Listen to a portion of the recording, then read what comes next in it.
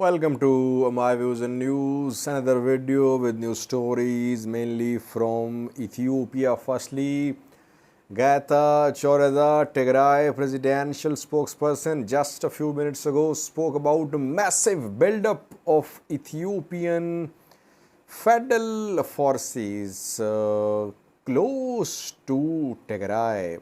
What else did he say? We'll analyze Gatachow's remarks, which he made a few minutes ago. Secondly, in the previous video, we discussed the likely arrival of a army general from Uganda who is close to Tigray, who is seen as pro-TPLF. The man has arrived in Ethiopia. Thirdly, viewers, Oromo Liberation Army today spoke through its spokesperson. OLA is responding to government claims that OLA has suffered losses in recent weeks, that it is on the back foot. OLA today shared some details about its operations in North Shoa, Guji, West Shoa, Illu Ababora.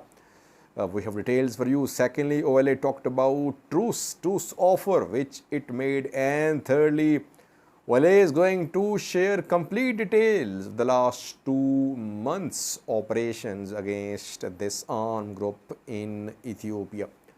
Firstly, it was Getachew Tigray presidential spokesperson a few minutes ago spoke about the ongoing tension between Ethiopian federal government and Tigray regional government, the tension which could lead towards resumption of armed hostilities. What did he say? Firstly, he talked about what happened a few days ago when Tigray claimed that Ethiopian government forces, regional forces, shelled TDF's positions in the direction of Dadabad town, and Ethiopian government denied any such shelling. Tigray had said that with heavy weapons, with tanks, artillery pieces, Ethiopian federal forces conducted shelling for more than an hour on TDF positions.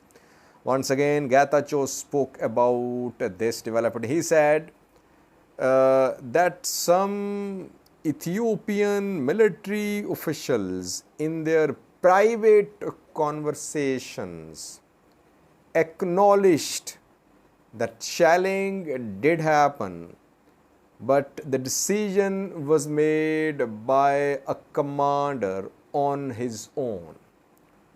In their private conversations, not officially. It means that Tigray regional government, Tigray military officers are in touch with Ethiopian National Defense Force military officers. This Getachow's remark indicates. Not officially, privately, ENDF military official said that a commander on his own, without consulting top leadership, made this decision, and shelling was carried out on TDF positions. Officially, Ethiopian government denies any attack on Tigray Defense Force positions. But Getachew claims that this decision was not the decision of an off-grid military commander of ENDF. Rather, it was institutional decision. Highest authorities approved the decision that TDF positions be shelled, and that is how this incident happened. Firstly. Secondly, he said that massive buildup of Ethiopian forces was underway in all fronts. It's a very important claim. Tigray, obviously, it means has some intelligence. TDF, if it is saying that Ethiopian government forces in all fronts are being reinforced and massive buildup is underway, it means that Tigray has some intelligence available on the basis of which Tigray is making this claim. On all fronts means that Tigray is being encircled. It's already under siege. It means that from a far side, Amhara region, Gondar side, from Wag Himra direction, from western Tigray side, from all directions, once again, new deployments, mobilizations of Ethiopian National Defense Force is being seen. They are being seen. That is what Getachew is claiming. Thirdly, he said that those in Addis Ababa seem to have made their mind to show their military might. Means that they have decided to launch another military offensive on Tigray. Fourthly, he said that those who have been working for peace, they have been deceived by Abiy Ahmed. Means that PM Abiy was never interested in peace process. He said that an effort was made to finish off Tigray through a siege. The effort did not succeed. Now military campaign is about to start from Ethiopian government. So some claims have been made by Getachew that another war on Tigray is coming. Ethiopian government forces are all set to storm Tigray. We'll have to wait and see how Ethiopian government responds to these claims. If there is no build-up of Ethiopian army, Ethiopian government should reject Getachew's statement. If no shelling was carried out, Ethiopian government should demand some proof from Tigray government, proof of the impact of shelling on TDF positions. But Ethiopian government has been mysteriously silent. It has been trying to mince matters regarding what happened in terms of shelling on TDF positions in Dadabad. So something is wrong. It means that the two sides, there is serious deficit of trust between these two parties. Their positions poles apart about start of talks, about issues which will come under talks. They are at the loggerheads about who will mediate peace talks. Uhuru Kenyatta is about, he is not in a position to mediate this process now. So overall situation is very volatile, and Getachew is hinting at what could happen. I think Ethiopian National Defense Force should clarify now. While Getachew is saying that in the private conversations, Ethiopian army officials acknowledged that shelling was conducted on TDF positions in Dadabad. Now it's the responsibility of Ethiopian National Defense Force to clarify what happened.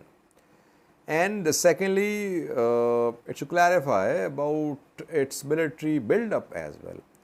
Ethiopian PM Abiy as well, if he seeks peace, if he wants peace, if he is interested in peace process, he should clarify.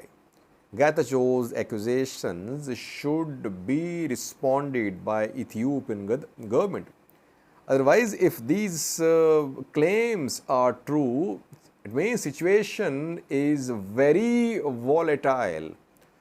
Perhaps it's more tense than we thought.